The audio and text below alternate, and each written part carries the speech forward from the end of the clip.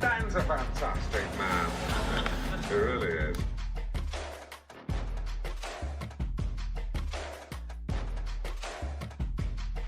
Ladies and gentlemen, please welcome the one and only. What's going on, everybody? This is Dan French. This is another French Workbench podcast here on a Saturday. I want to thank everybody out there for tuning in. We appreciate the support, everybody out there. We've been growing. This channel is really starting to take off. This is the channel that has the most real and behind the scenes information regarding financing, real estate, money talk, entrepreneurs through on-job experience, educating through on-job experience here in Las Vegas. I'm your host, Dan French. We're streaming live from Las Vegas, and we have a full studio. We have a lot of good information today. We're going to talk a lot about what's happening in the Las Vegas market.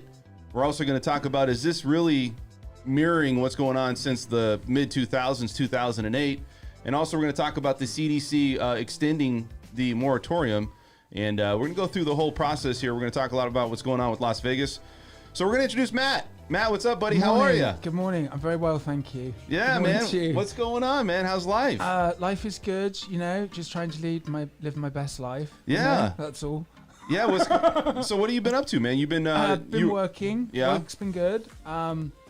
Got a couple contracts accepted, but we're only going to go with one of them. It's the same buyer. And same buyer, yeah, huh? just been having to be really quick. They're from out of state, so I have to be Lightning McQueen to like get a video of the house and fucking write an offer or not in 3 nanoseconds and get it accepted. Absolutely. And it's worked like twice this week, and it's a contingent offer as well. But I know the other agents, so they know that. Like, so that's a big part of it, man. You gotta have likability. You gotta know. You gotta have your voice right there. Yeah, but it helps. I mean, that accent's probably worth it. What? It does help. I mean, I pay at least $100. It doesn't spit out any money directly, but it does help, you know. And so yeah, it's been a good week, and I had a bit of fun. It's the spy that shags you. You know, went to Cosmopolitan yesterday. Yeah. For like 3 hours to a pool party. Cool. That was awesome. So give us some Really details awesome. like you were earlier. Yeah, well, update from same sort of thing from last week. First it started out with my cowboy hat. Yeah, then so it started out with my listen, British accent and finished with my Jeep. I actually worn that cowboy hat the other week. Yeah. And then I took it to the pool, and I was the only person with the cowboy hat, and everyone thought I was Texas. Matt knows this works. But then You just completely threw them off. I was like undercover. Yeah, I was undercover Englishman all the way. Yeah. I do these little things. I call it climbing up the American white man totem pole. And so like I got like a cowboy hat, and then yesterday I took a Jeep as well. Yeah. So I'm just trying to like, you know, be more American day Who's by at the day. top And of that American pole? girls reacted to that, didn't they? Who's on the top I of haven't that pole? discovered it yet. I'm just getting up there. Just I don't know okay. what's up. I'm gonna get as far as I can, you know? Yeah. I'm gonna go across. We're gonna come back to this here in a second. We got Mr. Brett Jenny. What's up, buddy? He's also taking a drink right in the middle. That's not Sorry. introducing him. Right when I'm taking a drink, why don't you introduce me? Hey, me and my bottle of water. What's Doing going on, all buddy? right. I'm liquidated. What have you been up to, man? Just trying to get ahead, man. You know how it goes. I understand. We Trying got to keep up with this market. Yeah. We got also Mr. Joe Dragon. What's up, buddy? What's going on? Mr. Joe No Hat Dragon. Second time you comment. Just like I did get a haircut on Thursday, and apparently You for look Dan- good, No, buddy. Hat Dragon. No, it looks good. Looks good. I like it, man. You know what? could I be wish I better. had hair because It I couldn't probably be like Matt over rocking it more. Also, we got Esmeralda Matt Lucia has Ted Danson and here. Esmeralda. What's happening over here? How are you? Hey, how are you? Good. So what's happening as far as anything new going on? Oh, all kinds of stuff. Well, what? All kinds of stuff. All kinds of stuff. Okay. Don't pry. I thought you were out at the golf course last night, just taking a was. few back, right? I was. You golf? BBC. No. Just sit down. Just just talking to whacked- country club men. She just waxed balls. Just kidding. No, whack. Oh, whack. Whack. Oh. Whack. Oh, sorry. Whack. I You know, wax. like, I thought you said wax balls. I was like, what? That's inappropriate. I would never say that. That's what it sounded All like. right, beyond the harassment. I have no idea what we're talking about. happened? Okay. Yeah. No waxing balls. No, whacking. I thought Whacking. that's what you said, I man. said I was whacking. like, did I he said just whack. really say that? No, it's like, you know, when you whack a ball playing golf, you know? Golfing. Oh, man. It's about golf. This is no whack ball zone. No whack ball zone right here. Oh my god. All right, let's get back into what we were trying to talk about. All right, so We started off with yeah, we started off really good and it just went You sideways. started out asking her about what she's been up to, and we're talking about sweaty balls. Oh, whack! Okay, sorry. Let's get back into we're this. adults here. We're adults. Okay, so we all know that many Americans can't afford or couldn't afford a year ago on to buying into or paying their mortgage, paying their rent. So you look at a lot of the things that's going on right now. You got the Biden administration and Harris, if you want to say Biden and Harris administration, coming out and extending the CDC to October 3rd. They've also extended the moratorium for student loans to pay for them. And so we're looking at all this data, and roughly we have 9 million jobs that are across the country right now to take on, right? And so I guess what we're looking at is, with all the data and all these angles that we're looking at, you got 9 million jobs created or have opportunity to get into getting employment, 9 million. Last quarter, fewer than 5 million Americans paid their rent despite the new increase. 28 million student loan debt payments were missed. And this is all of last year. So if you go back from the start of the pandemic, really, we're a year out, right? We're further out than just being, it's a couple of months. Mm-hmm. I feel like there's enough time for us to kind of recover at this point. You look I got at a question. When 41 billion rental payments missed, 76.5 billion mortgage payments missed, and you got 155 billion missed in student loans. So who's paying for all this, right? Where is all this headed? And is it really going to make a difference extending this another 2 months? Because I feel, what is the purpose of this? I want to talk about this for a second. With the purpose is to get realected. Oh, I mean, I'm just, I know, but yeah. Let's take it one at a time here. The end game. well, look, you look at this and it's like, well, if we haven't gotten better, first off, if you have 9 million jobs, right, why are these jobs not being filled? That's the question. If you got this many jobs, why are they not being 9 filled? million jobs, what? Lost? What No, that are open to be taken across the country. Well, I mean, that's maybe the point, but to me, it's like, well, why would you reward another 2 months? Now, I understand some people need to use that, but are some people really not using it for the best of its benefit of, you really need it under a certain crisis position, right? The only way to really fairly break that down would be compares the statistics on both sides. How many people are abusing it and how many people is it really affecting? Yeah. And that's a whole nother something we're not going to get into. How do you have any access to those statistics? That's what I'm saying. That's like an arbitrary question. You're absolutely correct. Yeah. That's what I mean though, is there's no way to really, so to have that argument doesn't really do anything. Go ahead. I will say this. You guys know what Sky Canyon is? Mm-hmm. Yep. You know, Starbucks that at least was there? Mm-hmm. All right, it's closed. I heard it was closed. I want to know if you know, confirm this, because there was something in the paper that said this, because they could not find enough workers, which is insane to me. When do you remember a Starbucks, McDonald's, Burger King, any type of these chainy fast food restaurant joints ever shutting down a branch? Yeah. Even in like 2009. Yeah, That's insane to I mean, me. there is a client is a casino executive and at Cosmo, and during the week they have the same staff. They're short on staff for the restaurants, so the same crew of staff rotates around restaurants, and they have different restaurants that are dark because they can't find enough workers to work in the restaurants to keep all the restaurants open. Dark, like they're not open. But they move the staff around to work in different restaurants to have different restaurants open. And they're having a very hard time finding people. And probably a lot of it's to do with the unemployment. Like, who was it? I had someone, I can't remember the context, but there was some girl that was like doing something for me, working. And then she like slyly said to me, Was this at the pool?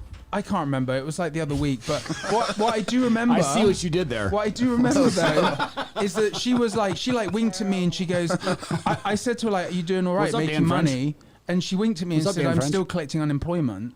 And like, so like it's every, they just need to cut off the unemployment. Well, and then people have to sort themselves out. What is that $600 thing or whatever that was? Is that federal stimulus still going through with Yeah, I unemployment? believe so. It is? I think so. I think it ends at the end of September. Well, I don't think it yeah, I mean, but there's unemployment. To for me, sure. it might be.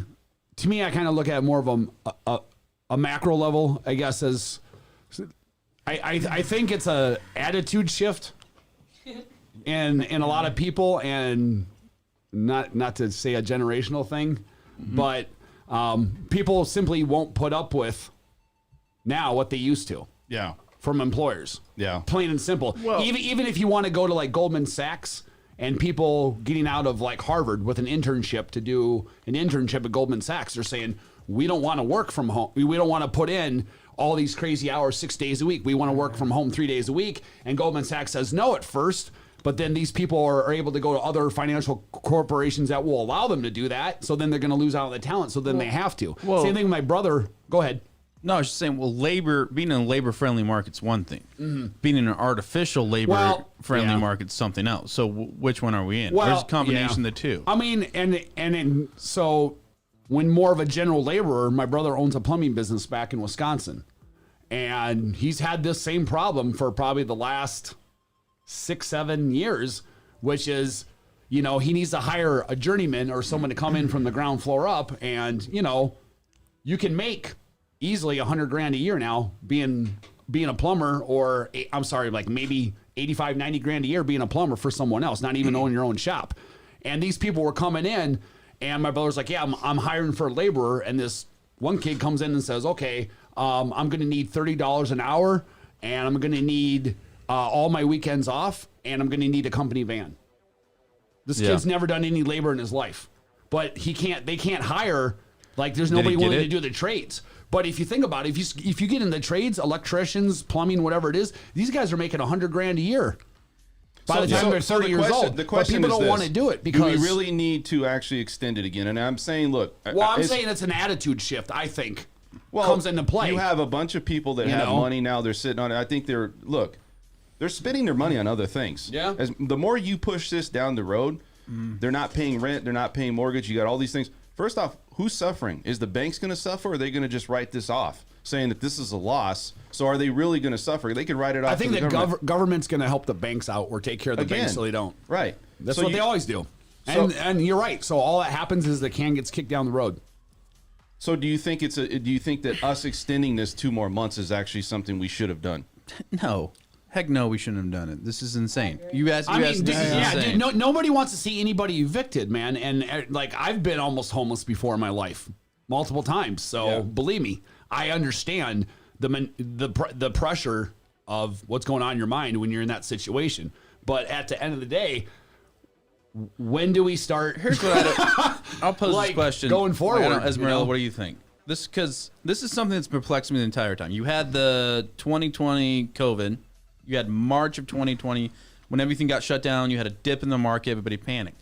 Since that time, the market's like, oh, it's not the apocalypse. We're going to continue on. And we've been in this rage ever since. Yet everywhere I go, people say, like, the recovery. What recovery? What are you talking about? Yeah. Am I not understanding something? When did we go into a recession to begin with? Yeah. And why are we talking about recovery? Yeah, I mean, we've seen an increase again in this pandemic, right? We see another Delta variant that's come out, but we're not shutting down the economy. We did the first time, but we're not shutting it down this time. Now, I know maybe owners and people, mom and pop shops, casinos, they're being more responsible. But, you look at these things and it's like, well, if you're going to keep these businesses open, I know we're a little bit smarter now, but should we have shut down before, And then what is the outcome? Like, are we going to continue? Like, when is this going to stop where they keep kicking that can down the road? A lot of people that are landlords are not happy about this. They're losing a ton of money. I feel, I don't bad. I don't think it's legally enforceable. Well, I mean, either way, think about being a landlord and you want to get in investing property and it's a great way to grow your income or have residual income and grow your value, right? And so you only have 1 or 2 homes. You're not some big company that's coming in and buying all these, and you happen to have bad tenants or at least even one of them that, I mean, dude, it's like. Well, and like I said last week. Dude, I would be so resentful. To your point, Brett, like, Agree. well, this is what we have. You have high housing costs, right? You have tenants not paying. As soon as you get them out somehow, you just sell that thing because you're going to make money. What's the point to keep renting? Now, people are complaining about not affordable housing and housing prices. Well, if you're taking inventory off the market, which is what you're doing by extending the CDC, that's just compounding. Well, I mean, the thing though is they're buying those 1 or 2 homes Like, yeah, if they sold them compared to when they bought them, I don't care what time they bought them, assuming it was at least a year ago, then when they sell it, they're going to make money. Yes. Right, that's my point. But that's not why they bought them. They bought them to rent them out for years. Well, they bought them to make money. So at this point, if you're Correct. in a year and a half in, this thing's not making me any money from rental income. So yeah, but I can pocket 200 right now or 400 if I have Correct. two. I'm thinking I'm going to do that. But there are things in place that, in a sense, is forcing you to make a decision that was not the reason why. Right. It's forcing your business decision, man. Now, if you want to do that separately on your own, awesome. That's the power of being a property owner. Okay, But check this you out. know, So statistically, nobody likes being. So statistically, in North Las Vegas, there was 100,000 homes that payments were not being made because of renting. How many? 100,000. That's Yeah. just North Las Vegas. That's not Summerlin. That's a lot. That's not Southwest. Yeah. That's not Henderson. So I- that alone tells you what the if that was to take place, and let's say we did not get that 2-month extension, then the market would it would fluctuate different. We would have more homes in the market. I've got a story on I that. hope so. Yeah. Because I had... Agreed. And that's what's gonna. It's cryptic. I won't say who, but somebody called me, client situation. Had a home in Summerlin they were renting, right? They bought a new home in Summerlin, and then they went to move out of their rental, right? And they didn't pay the last 2 to 3 months of rent and simply claimed COVID was the reason. Now, obviously, They still owe the money if privately you're to that throwing a person. big down payment on a new home, you're not in a money tight print situation. Did the landlord find out about it? Well, yeah, then they threw him to collection. So then Yeah. it was like, oh, whatever. But that's one example, and I've got Yeah. a few of People those. are working the system. Well, right, and that's what happens when you put when you put a loose system in place. Yeah. And I think they know it's going to be worked, and they don't care because Yeah. it's all about stimulating Yep. whatnot. They don't care. It's the PPP. Here's the same moral of thing. the story: humans, if you allow us to, we will. Well, yeah, we Period. self-interest drives everyone. I'm telling you, that's Everyone. that's what caused the housing crash back in the day was shitty lending. Right. But guess what? If you don't start offering shitty lending too, then they're going to get all the business from you and everyone else. So now everyone else has got to do it, and that's basically was- what caused. Domino effect. Yeah, when you allow people to go as far as they want without saying here's a cutoff point, they will each and every time. Well, I mean, that is capitalism. Every time. But Well, you yeah, put but- regulations in place. Exactly. Every time we've been burned, and I think everybody's got short-term memory problems at this Yeah. point. So I don't know. What are the listeners? Any comments? Yeah, What do they some- think? As far as what? Tell me. Whether the extension was a good idea, bad idea, agree, disagree, Right. that sort of thing. I don't know. They haven't really brought up any questions about that, but they were just saying there's a couple of questions on here, but I just feel, yeah, there's not too many questions regarding what we're talking about, but we'll go over these questions in a second. But I just feel that read it. you're kicking that can down the road a little bit, and you're seeing that do people really need that support, or do they need that help? And I think that's what we're really talking about here. Yeah. And so there's some that do. So you can't say that some people don't need Absolutely. the support Absolutely. because there is. that's people, what I'm saying is There's a lot how of- do you know what's Yeah, but when the work, ones who go make some don't- money. What's that? They need to just go out and make some money. Well, do you think they're doing it so they can say, you know what, we can continue GDP growing, right? Because if you're not paying your mortgage or your rent, what are you using the money for, right? If there's jobs available, yeah, you can make money, and there's more money to for be made GameStop for GameStop, right? Well, I mean, but this whole thing's and pretty. AMC. I mean, because what is money, right? Money's a it's representation. fictitious. Yeah, it's a representation of value in some sort of way. So, like, it's almost just a belief system. Yeah. Well, it is. And once we switch that belief system, Oh, we're not getting crypto today, but we can't. Well, I don't know if Dan wants it. you're proving my point though to that. Anyways, No, go ahead. but my point is with this. I mean, the end of the day, if you want a house, if you want food, if you want something, it's somebody somewhere who's doing that, right? Yes. Right. So if that's the inflation, if everybody just has it and not having to work to actually produce anything, you will see an economic collapse. I don't know if that's where we're headed, but I can guarantee you, if this keeps going on year after year after year, it'll be disastrous. Absolutely. I mean, So- I think that's what's going to get. I mean, people say, "Oh, the housing market, this and that." I think it's simple supply and demand right now with the housing market. Yeah. and that's easily explainable because of that. But the bigger picture is inflation and us just printing money, like it means nothing, and having no backing, and the world by the day becoming more globalized. Yeah. I just think that's what we need to watch out for. Well, I think it bleeds over into other things too. Like you're looking at a lot of things that's going on with shortage of inventory. We don't have a lot of things at our fingertips. Especially if you're a business owner. We're going to talk with Esmeralda here about. You look at the car situation, right, and vehicles. They're used cars. They're a lot more now, right? They're going up. Why is that, Esmeralda? So, one of my brother-in-laws, he works at BMW, and he was saying that the used cars, that they can't even keep them in the lot right now, where they're overpaying for ticket price by $2,000 to $5,000 to just get the car. Yeah. Because there's not enough cars being produced to supply the demand for cars right now. So if you have a used car, it's a commodity. It's basically like you're going to get more money than what it is worth. Wait a minute, hold on. I'm sorry. Cars one more time. I'm sorry. So what's happening right now in the car market, in the cars used market, I don't know about the new, but they're saying that the ticket price that the car is being sold for in the lot, there's people coming in and outbidding each other for that car over from on 2000 the sticker price. So the sticker price on that used BMW is $40,000. People are coming in with 46, 45, 46, 42 to 45, $43,000. It's an odd world right now. That's insane. And okay, it's insane. And then listen to this. So, Dude, I know. That's insane. And then listen to this. So Target, every time there was a stimulus check that would go out, Target would purposely have more appliances and like anything to do with like computers, and they would sell out because they knew that that's what they were going to sell out of. Computers, like gadgets, gadgets, TVs, gadgets, anything to do with electronics. Computer chips. for business Computer work chips. or just play. For Stock anything. ticker, look at Anything. Taiwan Semi. That was the biggest sell every Telling time you. there was a stimulus check going out. Well, okay, hold on one second, because Dan, you have an economics degree, right? Oh yeah, All right, top tell me- notch. You do? You don't do you have an economics degree? No, Talk I to don't have us. an economics Oh, I degree. thought you said he did. No. What I was went your to major? college. Bullshitting? Yeah, but- That's my major. But I didn't Mine go was into criminal. AKA economics. philosophy. Oh, maybe he had a dream. Sorry, a dream. You were talking Oh, about sorry, your yeah, maybe I had economics a degree. dream. No, but all right. This is kind of the general layout Dan was an 8-year vet from a macro perspective. in Okay? college. In 08, right, and even in 20 in March, when you have a dip in the economy like that, macro will say pump stimulus, and the whole purpose is just to get people to spend money on things like that, because you got to keep the mindset and consumption going. At the same time, it says when we're getting really hot like this, the worst thing you can do is dump a bunch of more money onto the system, because that will trigger the inflation problem, which some people think was just a made-up term.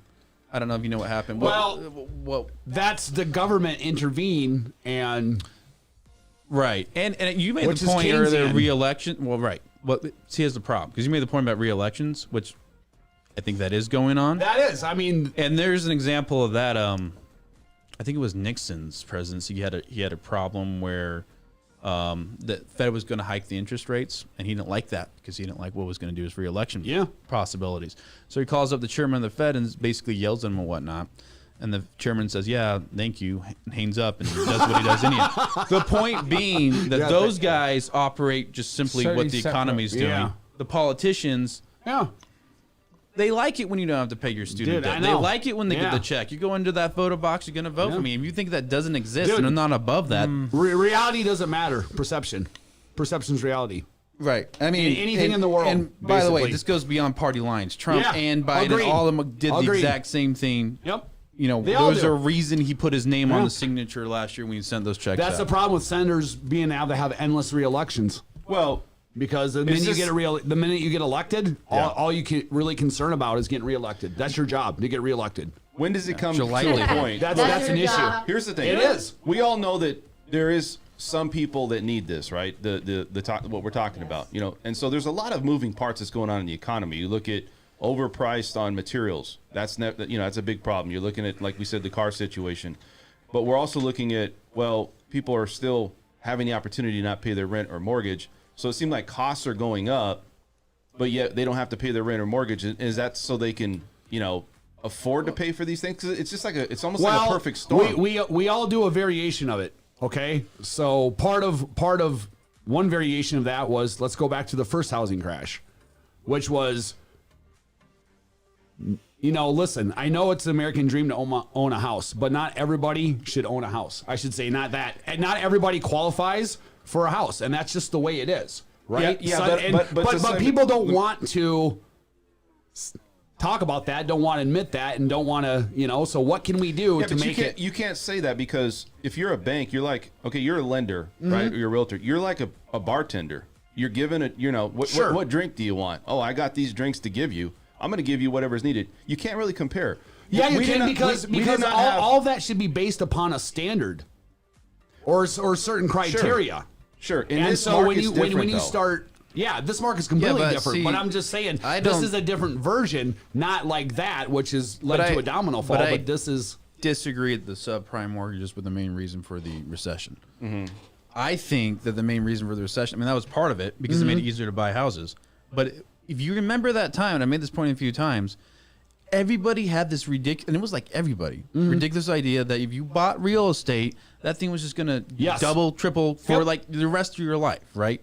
Which, maybe we got pie in the sky. The point was like 90%, I don't know if it was that high, but a huge amount of the population was invested in real estate. So when it crashed, we all crashed together, and we all had the same psychological effect and stopped consuming. That psychological mentality is what fueled it. Correct. It's what fuels recessions. But what made it real were the subprimes. That's what. So it was like. But what I'm That's saying, what actually physically made it crash. What I'm saying is, if you didn't have nearly as many people in the real estate market, they didn't own homes, it would have been a shockwave bubble, absolutely, like a .com bubble, not a catastrophic collapse that it turned out to be. Absolutely, but that was brought on by everybody should own a house. I know what you're saying. So we're you know kind what of I mean? saying, Like, you got to have a certain criteria. For a reason. Let's kind of come back a little bit. No, but that's a different market. We're in a different situation. Yeah, but now. I was saying that in effect that every cycle there's always a different version of where it's coming from. Right, but this is different because people are not worried about paying their rent or mortgage. They may be down the road a little bit, but you got when people took out the subprimes, they weren't worried about the housing market crash. You've had a year and a half to kind of get restructured, kind of figure out what you're going to do, what your game plan is. Even if you were unemployed, you have jobs. It's not like, you're going into a position where you can't get some sort of job. Maybe it's not the job that you had prior to this. Yeah. Some people do need this. It's right? an attitude shift. I'm telling you. Some people, yeah. Yeah, there are jobs, but people don't want to work them. I don't know, Matt. You look bored. I mean, we're wasting your voice. Not at all. Come on. Let's agree. I just would say group consensus. I would say that we're getting into a lot of economics here, but at the end of the day, the right people have to be in the right homes, and that's not happening now.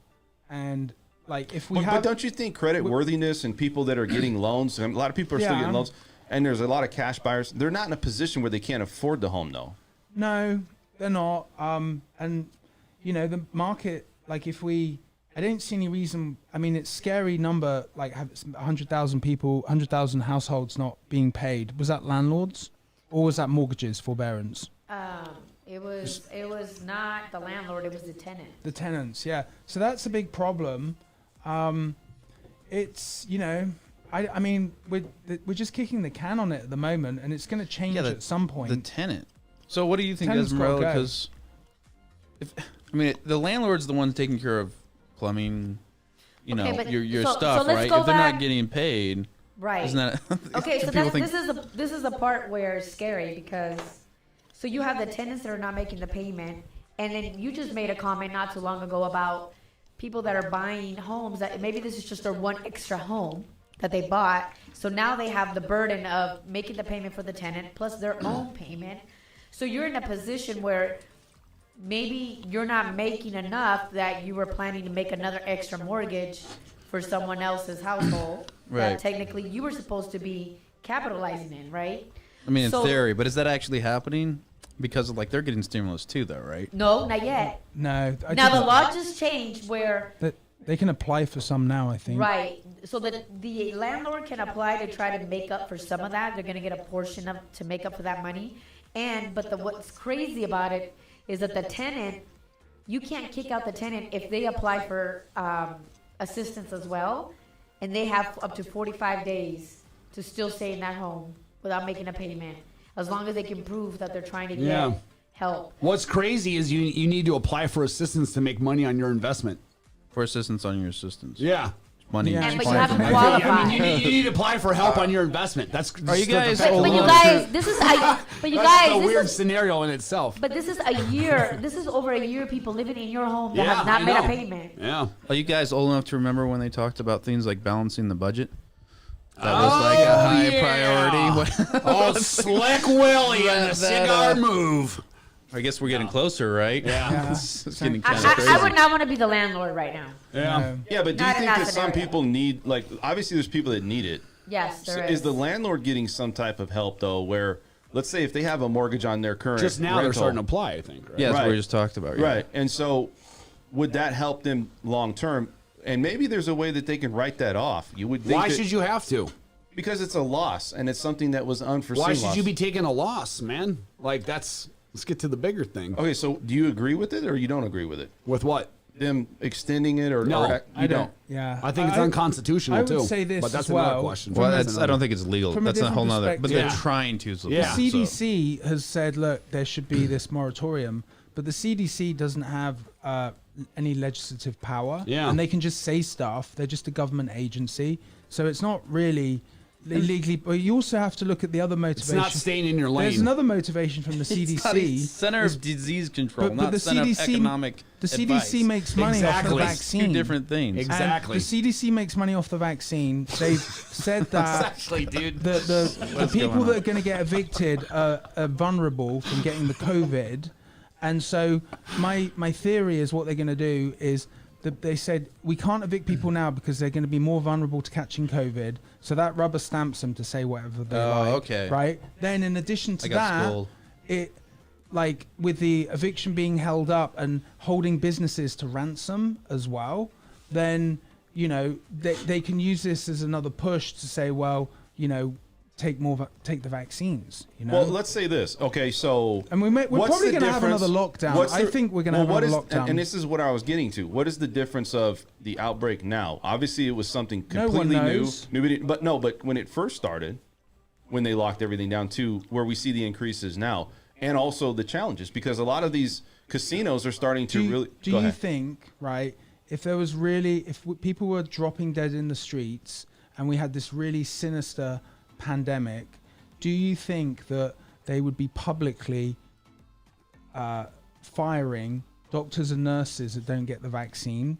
And they're like saying you can't work if you don't get the vaccine. No, I Well, think guess they'd what? hold them down and we- inject them at if that we point. if we It's like had you're yeah, talking but about if people we dying. if we really had a pandemic, do you think they would be like firing all these medical staff because they would be overwhelmed in the hospitals? But I think you have to have a vaccine, don't you? Working in the medical. Well, yeah. Not Yeah. Yeah. Well, I No, think they're it's trying I think to it's force starting people to it's do starting it. to come to it. yeah. But like, you know, Yeah, but how many people? How many doctors? What are their stats and actual Quite a number lot. of nurses A and lot. doctors that getting fired? a lot. Anyone See, that I don't have a refuses- problem with hospitals forcing it. Like you're a hospital, You're a healthcare trying, worker. Yeah, Yeah.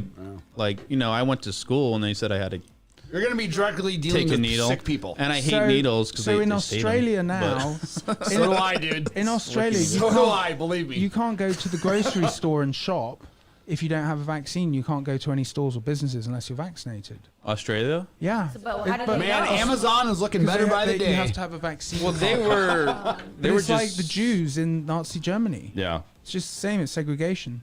Well, that's a Well, bit of look, an it's- extreme it's example segregation. between. Let's do this. Where's your papers? How does this affect the housing market itself, though? Here, It's Well, going to go up. It's going to go It's up. going to go And up look, more, and that everybody- helps the Well, there's administration. going to be if once the let's go back to what we were talking about, the 2 months being extended for tenants and also landlords. That if once that ends, there'll definitely be opportunity for more homes in the market, because what I do foresee, and quote me on this, there's going to be landlords that are going to be so exhausted Agreed. by the time this process is over. They're not going to care about getting the little extra money for the year. They're going to want to sell this house and move on Agreed. because they're done. They're done. They're Will exhausted. they be able to though? See, that's the thing. What if they couldn't afford the rents? There's got to be some landlords out there that couldn't just, hey, I'm going to foot the bill for this. What if they can't afford it and they just have to either No, that's what I'm saying. But that's they what I'm might saying. have to short sale. Yeah, and that's what That's I'm what saying. I'm saying is, so They're- and to go it's back going- to that thing is, that's not why they bought the NOD list is about to skyrocket. I don't know. I don't think it's going to go hope crazy. so. Yeah, I don't think it's will going to go either. because I don't think it's the situation is different. It's not like, well, you don't have people not paying their rent. They don't have to. They don't have to pay their mortgage. Excuse me. So if you don't have to pay anything, and then you have nothing that's going to come at you afterwards, Well, I think they can transition. I think number one, banks really learned from the first housing crash. And they learned. Well, I don't think that it'll be an NOD where we're going to hit the market. I just think homes will be Hold on back a in the second. market. I'm sorry. Yeah. What are we talking about, guys? Are we talking about more homes coming on the market or not? Or Well, what is foreclosures? the outcome? What is the outcome of extending this, and also what are landlords going through? Because the topic here is, should we keep doing and extending this moratorium, and what is the outcome going to be for everyone, and is it something that we agree upon? Based on people that I've dealt with, I brought up last time that Brett's, and Esmeralda's main examples. If you are the small mom and pop kind of renter, landlord person, there's no reason for you to be in this business. Yep. There's none. 100% agree. I'd say get out. And You know what don't I would mess say with for it. an alternative right now is I would do Section 8 for my property. Yeah, but those Because are the it's ones that are going to guaranteed government suffer. money. The mom and Just pops saying, that it's a own these solution. properties, I'm saying it's your... not corporations, it's but a the way to- mom and pops that own, let's say, Second 5, home. 10, 15 properties, Mm-hmm. they're going to be the first ones to sell because Well, see, I they're don't in think- panic mode. But I don't think so. No, hear me out. The mom and pop sells it, right? Why are they going to suffer when the housing market price is what it is right Because now? maybe, okay, so look, I think it's like this. If you don't have extra capital to just lean on, like I'm talking about a substantial amount of capital, But you start to get worried. And I don't know if it's, I think Yeah, it's but more what of a- I'm saying, if you have 1 or 2 rentals, you sell. That's a huge chunk of equity you Yeah. put in your pocket. you're ahead. You're not going to have to do a short Here's sale. the So problem. why though. wouldn't you sell way. a year ago instead of selling now? Because a year ago, I mean, the equity only went up by 20,000 on average. I mean, People are making payments. First of all, from last year at this time, your home has appreciated 25% in value. Right. Second of all, last year at this time, Yeah, it was- you didn't know that people were going to be going a year and a half Yeah. without paying And their it rent. was only If you would have known that to be, 3%. I mean, hindsight's 20/20, dude. If you knew that from the get-go, right. But to answer the full, I just keep it vacant for a year and a half. who and avoid the headache. suffers? To answer your question, yeah, so I think that, I mean, whether you take my advice or not, I think that's what they're going to do. sure. And then you have a situation. Well, how do you get housing? You have 2 options. One, you buy a house, which if you can't afford to pay rent, you can't afford to buy a house. Or 2, you got to apply for government assistance housing. How else are you going to get a house? Because the government's literally chasing out but you have the to supply qualify right for, now. You have to qualify for that government assistance housing. You The hedge can't- funds you are gotta- the hedge just funds don't are get it. snatching up the rest. So you got to prove that's that my you're, point. You got to prove though that you're in a position where you can get it. That's all I'm saying. So, But I the don't only way think- you can get how many- government assistance is if you get a vaccine. Watch. Well, my point. Well, my point is simple. Like for housing, though, because they're not going to be able to afford rent. Because what you're doing, what the government, and I don't know if they realize they're doing it or not, but they are taking supply and they are constricting it, rental supply, the rental market, because of that very reason. What is my recourse if you tell me you have to rent my house out and I can't collect rent and I can't kick them out? That is a major problem for the supply market. That's why the eviction laws exist in the first place. Not because somebody wrote a law one day and said, gee whiz, I really like to throw people out in the street. We put a system together and you're like toppling the system over kind of overnight. And that is a major problem. So I'm saying you got to have a certain standard and criteria. But if you can just come in and wipe away that criteria or move that line, right. Who wants to halfway through the game, you're going to move the goalposts, bro. That's what they're doing. Right. And it's the same problem with this foreclosure and banks. When I worked for a law firm that we just represented banks, and I worked for them 4 years. Okay, and good times. Foreclosure is the last option they have, right? If you by the time you get to a foreclosure situation, you're eating half the loan at least. Yeah, dude, that's and what you're I'm just saying. doing Banks damage don't want to control. foreclose because it costs them more money to foreclose. They do anything to keep somebody in there, right? Usually, when really good times, it may be an exception to that. So, do you think there's going to be an increase in like short sales and things like that because of this market? No. No, not short sales, but there will be homes in the market. Yeah, but how many homes? Like, what is the real number of homes that you guys like? What would you think? I think there'll be homes more than what we have now if that does take place in the... I think that now, after what we've witnessed over the past year and a half, it's really hard to forecast what could happen because the government has. I mean, I do agree with you on that 100%. We can kind of bet that the government's going to be consistent in their kicking the can and like gerrymandering. So I doubt there's going to be like a flood of homes suddenly. It seems unlikely, and there's not going to be any short sales because of all the equity they've got. But inventory should increase. You would think it would increase over time, but it's just impossible to forecast because we just don't. You have no idea how the government's going to like influence the situation. And I don't think the government They're does always either. going to, huh? Yeah, I don't think the government. I agree with you. And they don't care. The government doesn't. The government doesn't care. Well, I feel What like does the government care about, really? I feel like Getting reelected. we're born and we're grown up in a society that's pretty stable. And by the way, American society Yeah. is really stable. At the same time, if you notice in this city, people that get elected, I mean, this city's a great example, Yeah. unfortunately, get elected to positions. There was a person that got elected to the school board last time without a high school diploma, right? It's popularity contest. I don't think she's on the board anymore. But then they say Clark County has one of the worst school districts in the country. And I'm like, yeah, well, who's making the decision? My point is, I don't think there's That's a another conversation. I don't think there's a long-term plan. I'm from the Midwest. Well, oh, okay, so maybe a little bit. But my point is, I don't think there is a long-term plan. I think they're doing things like this. Yeah, they are. And that's really Yeah. unfortunate. And I guess we'll have to pay attention if things go south because then things will switch. I don't know. So I think everybody's in agreement that this is, I don't know. I think some people are going to need it, some people aren't, but it's definitely a situation where. Let's kind of talk about just straight facts right now, right? So we just ran the number of active single-family residentials, not condos, not townhouses. Okay. And we did that right before we came on the show, and there were, 3,555 single-family homes. Which is less. That's from 0 to whatever millions there is. So that's less than the last time I was here. Yeah, so that's what I'm saying. So before we even had our growth that we've had these last couple of years from everyone moving here, before that growth, even then, an average market should have been anywhere between 12, 13, maybe 14,000 actives on the market for a normal, good, steady supply. Say 14,000. We have 3,500. That's terrible. Okay. That's literally a quarter of what we should have for a normal market, and that was before everybody moving here. Is 14,000 a little bit high though? That seems like a high number.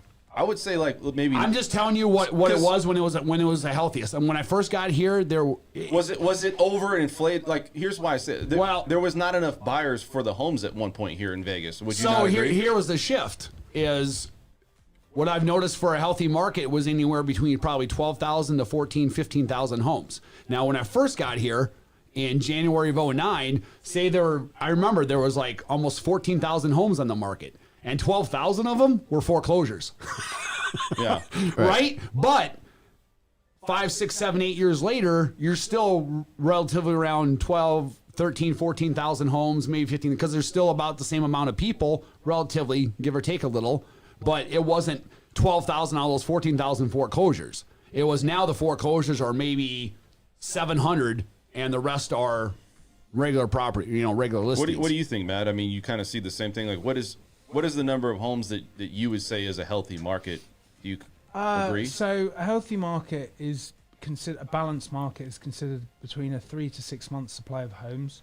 At the I was hearing something rate, 6.5 months. I'm not sure, but you can tell me. Okay, I don't know. I thought it was like less than 3 months is like a buyer's market. 3 to 6 months is a balanced market. So with this market, how much would I don't know what the absorption rate is. How many homes sell like in a month, and then how many homes come on the market in a month. So that absorption rate has to be balanced to stay within 3 to 6 months. We're completely off. We're completely off. But there's also there's greater migration. We're way off, dude. You're just used to it being way off. Yeah. So 14,000 seems like outrageous, and it's not. We're just really low. So for like a long time. I mean, for how long? This is the other thing, though. At least a year. Is this is where it becomes it's gone up important 25% to work with someone that knows what they're doing, because like even with this challenging market, this week I got 2 contracts accepted for contingent, and normally you have to have someone that knows how to like get in and get out and get what you want. And sadly, there's going to be people that are not going to be able to buy a home, or it's a sad situation in many aspects. But at the end of the day, people have to take accountability for their own dwelling and their own income, whether that's from the government or wherever, and they've got to do the best and be happy with it. And if they're not happy with it, they've got to make a change. Yeah. They can't sit on their hands. Yeah, I agree. That's it. And that's kind of because Dan, you made the point a few times in the show, because the people that really need it, right? It seems to me that those people are there's not a large number of those people. Here's why. Take Uber, for example, right? Do you know what has qualified to drive for Uber? You just go on there, register your car, and you can't have a bunch of speeding tickets, right? Yeah. And have a driver's license. It's paying like $80,000 to $100,000 a year. Do you want to hear something in Vegas? Funny? Listen to this. That's insane. Listen to this. There's no qualifications, and they're just handing it out. My neighbors. I went to Mexico. So why would you go work for Starbucks then? Listen to this. My neighbors. I wonder why I even do my own work sometimes with this type of ridiculous to the money airport coming today. out. I got up at 5 o'clock this morning, and I took my neighbors to the airport because they couldn't rely on getting an Uber or Lyft to get to the airport because it's so hard to get. Right. So hard to get. And then I went to Mexico a few months ago, and we ordered the Uber and Lyft like an hour early, and we just made it like to the airport. Right. And I ordered an Uber when I came back from my mom's funeral last month, and it was like a Thursday night at like midnight. I spoke and it took 45 minutes for the Uber to get there, and it was like $82. I spoke to an Uber driver about why he thought there was a shortage. shortage. Took a freaking limo home to someone. Yeah, man. What the Uber driver told me was that number one, there's the collecting unemployment. Number two, a lot of the drivers there was this special program where they could lease a car or buy a car and be an Uber driver through Uber. I knew about that program. And they all got crushed, and all the cars got taken back. So all those Uber and Lyft drivers got taken out. And I would say an Uber and Lyft driver is probably doing all right now. They're doing really well. They're doing all right. They're doing. I mean, just think about that though, right? Because we're talking 80,000, which I think is correct, at least. And they should. I do on too. average. And you can make good money if you take them. And that's not enticing enough for people to get out the door. 7 years ago, that would have blown your mind. That's what I'm saying. Attitude shift, dude, and a whole new. We're just.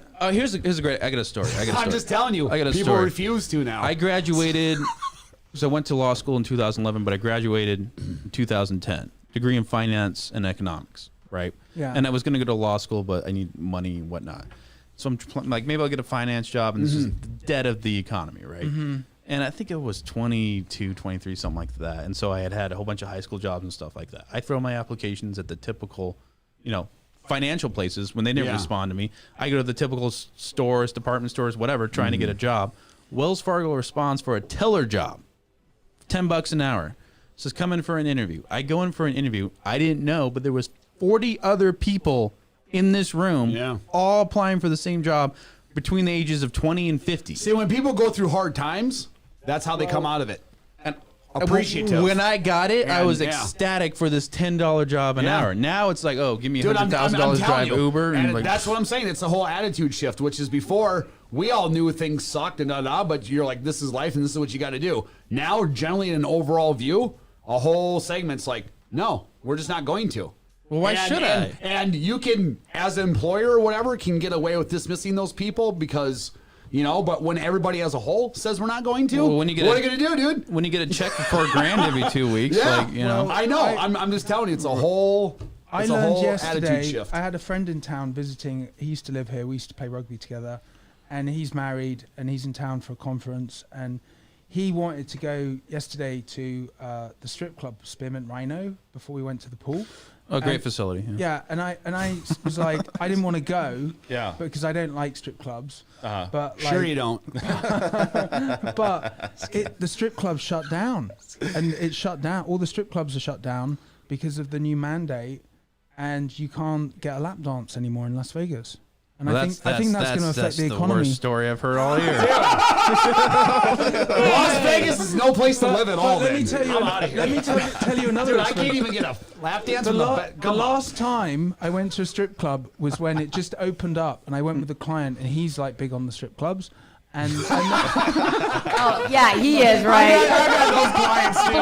Golf course or strip club, or we ain't doing a deal. So then, listen, I haven't been to a strip club for about a year or two. A year? No, actually, since New Year. Actually. Hey, he's the real client. He's the client.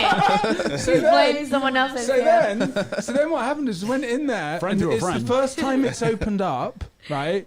and we wanted to go and support local business. We want to go and single moms. Oh, we're throwing that. Hey, we're throwing that card in. And fatherless daughters. Oh. And then, so no one was in there, and then, you get like solicited for dances and stuff. And I was just like, minding my own business. Explain what happens in those places. I said, well, how much is a dance? And she's like, it's $40. And I'm like, are you went kidding up me? $5. Are you kidding me? Last time I came here, it was $20 about a year ago. Yeah. And they're like, no, it's $40 now. Inflation. Inflation. Is that what you said? Yeah. Some of the most rate to the street boys that just people ever meet. On lap dances. Hey, I would have How do you just work a said strip? We're in a strip club. I'm not going to sugarcoat it. Strippers Inflation. gotta eat too. I know. Yeah. So it's Did you start haggling back and forth? Like, Huh? did you meet her at 30 or something, or say? No, I didn't. I just found out. Only an attorney goes to a strip club and starts negotiating. Yeah, that's funny. Everyone else just enjoys Hey, it. the last time. I hope she's smart. I would have been like $50. I have to be honest. When my friend called me, because I was supposed to meet him at the Cosmo, and he said we're going to meet at Spearmint Rhino because I just need to like go to the Rhino. I haven't been there for a long time. I just need and to relax. I was so relieved when he called me and said Rhino's closed, and I was like, thank God, because it's just. Oh, really? Darn. Guess I'll meet you at the pool. Yeah, you were talking about Bring my your strip cowboy pool hat. last week. That seemed to be pretty cool. Hey, bring my hat. That seemed to be all around me. Exactly. So anyway, there's inflation in the strip clubs as well. You know, it's funny. So a few years ago, I'm just at home one night, and my wife, we weren't married then, but anyhow, she comes home and she's like, "Oh, I was at blah blah strip club tonight, and I saw our friend, or not friend, or a fellow coworker, and at this table, and I said hi, and he didn't really look at me." I said, First of all, what do you mean? Why were you at blah blah strip club? And she said, "Oh, some partner wanted to take me down there to meet clients or something." And I saw that this friend that. So she was snitching. Right. Yeah. Like, I don't think you Snitches understand. get stitches. Yeah, but the He thing was is, probably shocked to see you there, and probably kind of a little. See, guys notice that. Well, we just know guy code. You're like, I didn't see shit. Yeah. My name's Paul She's just Sweeney. like, "Oh yeah, I was at the local whatever." Why are you at local? Hold on, let's rewind. You were at a strip club, honey? Yeah. I didn't get start no with that. text. Just sitting here watching. Anyhow, moving on. Well, let's get back to it. I wouldn't care. I'd be like, okay, whatever. Esmeralda, you don't go to strip clubs, do you? I mean, I've been to them with clients, but it's not my thing. But I don't care. Is It's it not. like when you have somebody come in out of town, you like, hey, let's go to the strip club? That people No, used to do I that. mean- Remember that? Yeah, Yeah. but It's not my favorite place, No. but I don't. I think if you're do you in really Vegas, think it's that Josh. women for business, that's the first place they think to take their clients? I'm not trying to sound sexist. No, it's not women. I It's wouldn't. Seems like but I think it's business Hey, I'm taking people. you to the I golf understand, course. but do you like think that's like We're going to the I think golf it's more of a- course. I'll more see of a- you there. Yeah, exactly. Hey, well, I think she's that strip club's entitled. more of a guy preference for She's Yeah. entitled. I wanted to bring up something. just my opinion. Fidelity National Title. We're not gonna throw names out there and get them, in trouble. But You they just keep- threw it out. National title. We're not going to mention any names. Fidelity Hey. National Title. been a sponsor experiment. Bro, you know how many secrets I'm going to tell you? You're gonna have reps calling like. Exactly. So WFT. what's funny is Broke man code, bro. Yeah, exactly. So they got fined $1 million. They were given marketing help to realtors in California. Who was? Fidelity National Really? Title. Yeah. California's really strict. Well, they're strict, but Really it's like, strict. I mean, Yeah. look, So they said they looked at that as giving them money for advertising by Yeah, taking well, them out to a. I don't know. I mean, their business You can't even increased. give out a like- pin in California. In California, title companies used to do crazy stuff to get Yeah. business. Like they would pay for like Yeah. Copy machines. carpet, copy machines, tenant, like coffee Carpet? Yeah, like they would like broker it. We're picking you up in the private jet. Joe, the Now reason those why. are some perks I wish I No, had. no, listen, let me explain. Yeah, the go reason carpet. why is because Joe's like, I'm Shut the moving to front the. door. they have to, they give financial contributions in indirect ways, like helping an office do their build out on their office. But like, let's say the build out's like a couple $100,000, and they say you pay for the build out. But like you're our title company. You're a title company, you be in our or, building, but you pay The for it. title so companies. California clamped down on it so hard, so it's stricter than So Nevada. Esmeralda, you have like a those carpet sheets in your backyard? No. You like walk in there, So I have a menu. shaggier thing. Yeah. She has like 100 carpet samples. These little pallets sitting in the back. Why do you have all those? Meet me at the golf course. That's right. Meet me at the golf course, I'll tell you. Let's Wax sign some this balls contract. on this carpet. Carpet. Wow. We get to use my favorite word now. We circled back on that one. I know. Circle That's back. what I did. Let me tell you guys You know, something. at corporate, you can say circle back. Let me tell you something about a hustle that I just found out about. Oh, you got a hustle? No, not me, but this is a great idea. So I know someone else that rents their car out when people come in town, and they're making their car payment off of like 3 days. How do you do I've that heard with about insurance, that. I've heard though? about that. Yeah. How do you do that with your insurance, though? Yeah. I don't know. Well, and if you have 'Cause insurance and you have like a good Someone else drove my coverage- car. Oh, insurance company. Oh, they stole it? No, I'd let them. Well, What? I No, can't see no, 'em. because they do it through apps, right? Yeah. Doesn't that, because I think they put their insurance through their app, Okay. so then their insurance There's takes a, care of it. what app is that?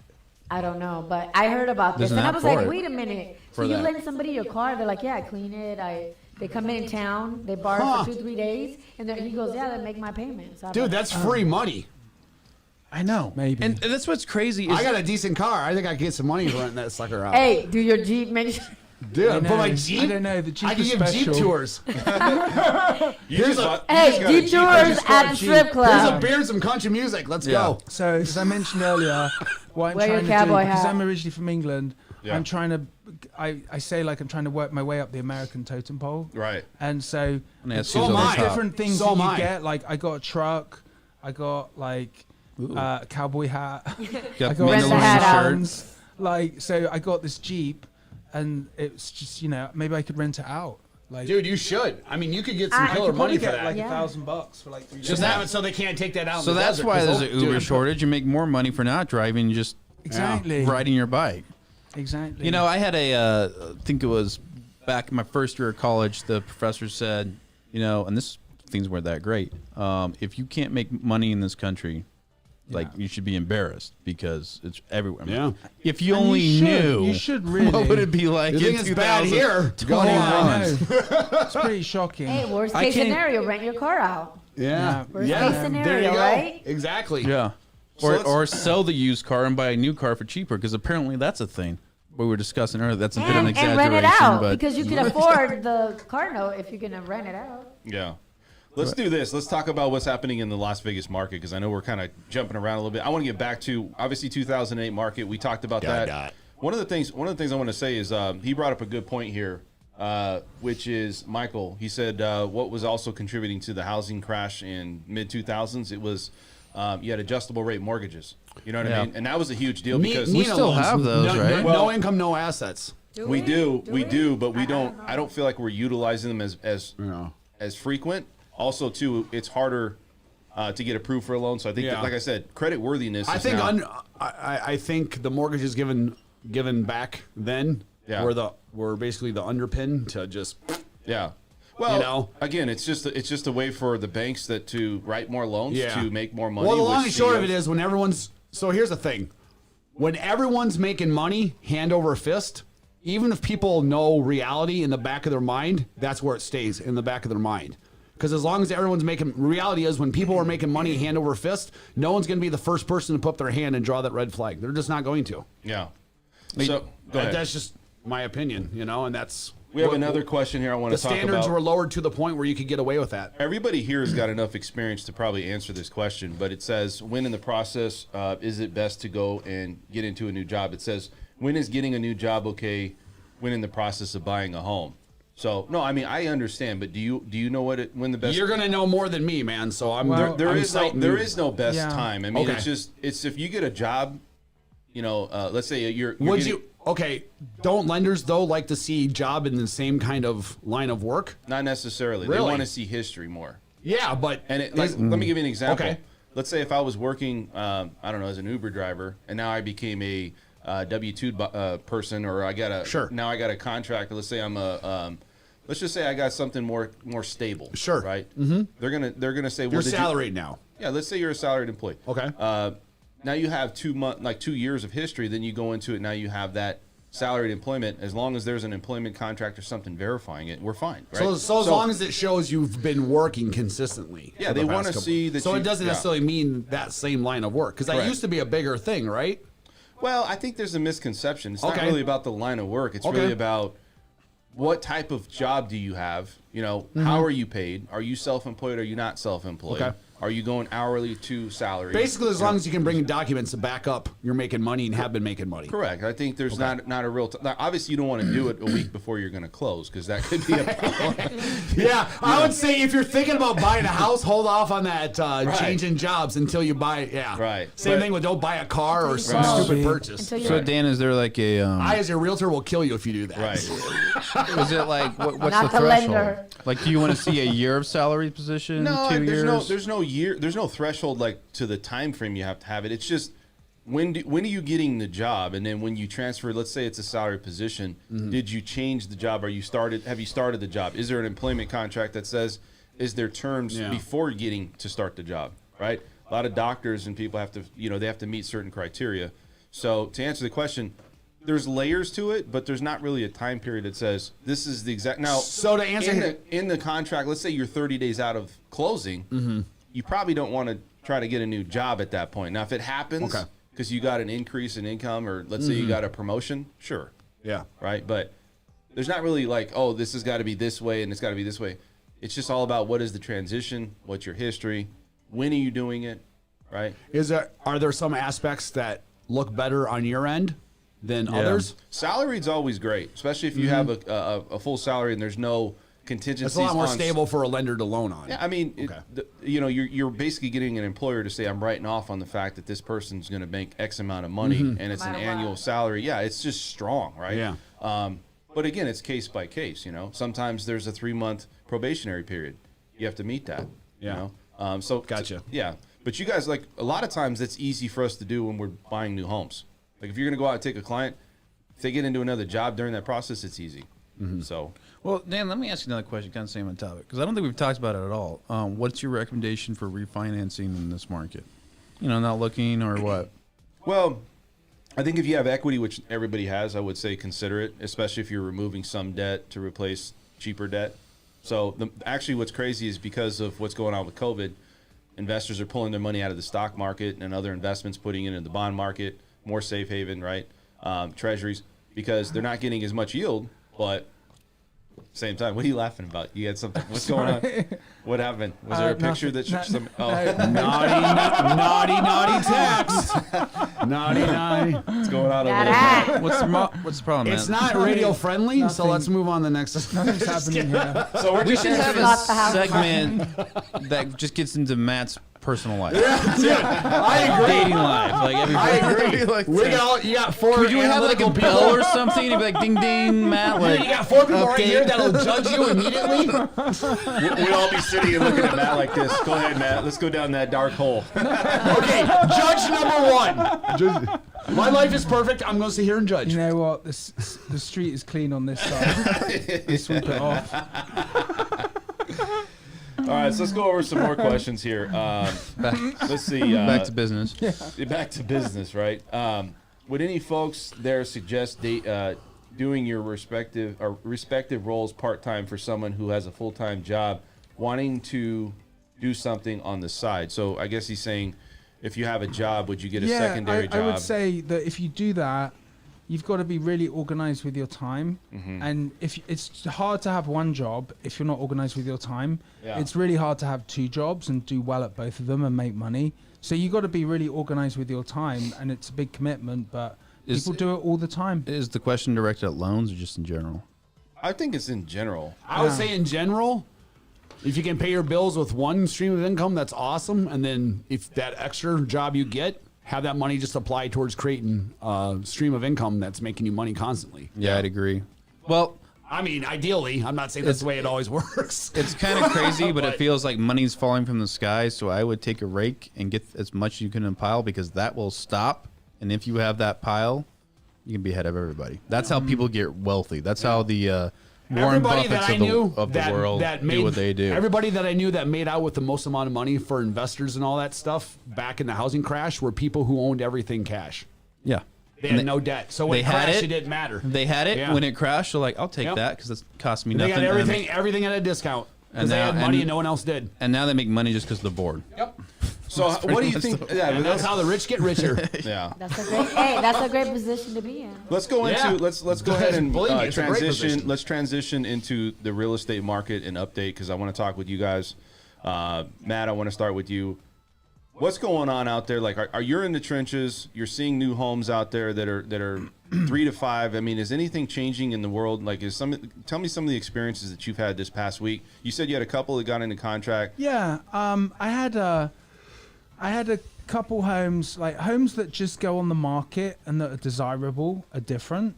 And I got, I put an offer on one house. I wrote $100 over what they were asking. $100 over? I always do that. That's a little secret. Big right? baller. But it's not a secret anymore because I'm telling you guys. And it's not really a secret. But what you do is I always offer $100 over what they're going to offer.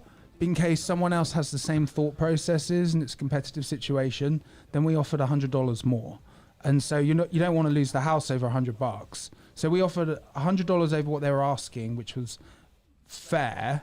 But like the seller, is that enough to sway somebody to say? No, the clients think it's funny, and it's actually funny. I make a joke out of it to the listing agent, and it's just to start the laughter in the transaction. I see. Because once you start laughter in the transaction, it's game over. Yeah, it's likability, man. It's to game over. Absolutely. So anyway, they didn't.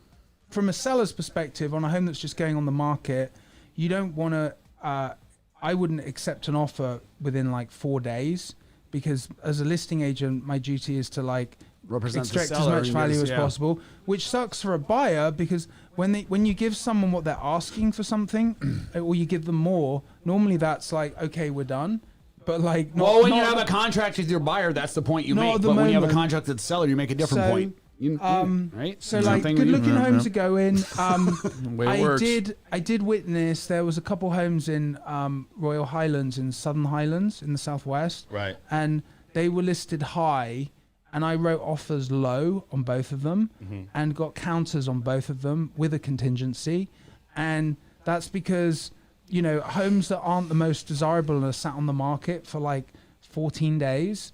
I think there's some like a bit of fear in the sellers and they want to do deals. So that was very positive. I got like one contract accepted for like 40 grand less than what they're asking. And I got another one for 30 grand less with contingency. But we didn't proceed with those homes because one had problems in the SRPD that needed like 12 grand of repairs. And then the other one, then a better home came up. So what I can say is like in my own experience, I haven't, with buyers that are motivated, with my listings is good, right? They're all in contract. Are you starting to see the listing part or the sector pick up for you, like personally? So that's a function of where I focus my energy, and so I don't proactively go after listings religiously every day. I just get them from referrals from past clients and referrals, and so but do enough business that works that way. Yeah, I would say that. I was hoping that the eviction moratorium would be over because I've got some FHA buyers under like 300K and I haven't been able to help them for like over a year for each of them. And I'm sad to admit that, but like they're just strapped for cash and they're just getting beaten out every time. I've been saying this at every other podcast and every other show is home affordability for the middle class person. It sucks. It's awful unfortunate. Right now. Yeah, they're just bought out. So most of your buyers, what's that price range that they're at right now? I got a handful between like 6 and million, but they're not all in town ready now.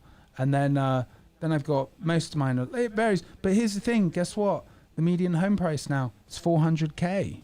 Yeah, 411. I think the last time we looked at it, that's even past that. So that's a significant piece of information right there. Yeah. And I mean, that just tells you if you should even get in the start. That's for a starter house. Yeah. Like, so when you hear those kind of numbers, it honestly just tempts me to sell. I know. Like, because I'm like, that just seems ridiculous. Yeah, I know a realtor can help you out with that. Yeah. Well, We'll see. But yeah, so but no, I don't know if I'd want an attorney for a seller. Trust me, I'm going to deal with it all day. I'll be your easiest client. So I don't wanna go home and deal with That's it true. more. That's true, man. Yeah, I get you. Yeah. Go ahead, Matt. yeah, Just so, out of relation. I better get the title. Tenfold on your ass. Hey, you heard me. Different. I better get the title. That's all I'm saying. Yeah, so I mean, I don't see. I mean, the only, as I mentioned, I think if we do have a lockdown, then that's going to make prices go up again and make it harder for people. But it's unknown if that will happen, and hopefully it doesn't. You know, I think if there's anything we've learned this past year is that shit is weird right now, without lack of a better word. I mean, it has everything that you didn't think would happen has happened, and everything in between. I mean, dude, if you would have told me when COVID hit and da-da-da and all this stuff, and it would make sense with people, renters not paying rent and all this stuff, you would think, man, the market should do it. And it did the complete opposite. Yeah. People are making more money now than they were before without really working.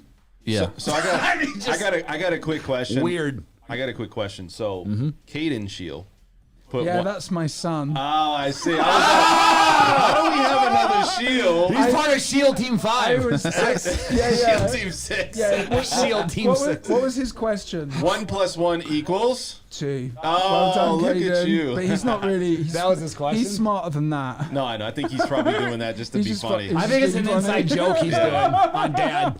That's funny. I was like, He's man, just letting you know he's what there. are the Dad. odds of another Shield coming on? Keep and an eye on joining Caden Shield. He's mischievous. He with the online schooling. Yeah. I would get messages from his brother about missing stuff, and so I was riding him so hard all year, Yeah. like giving him a hard time. Nothing from Caden, and then when we got the school report, my son Caden would go.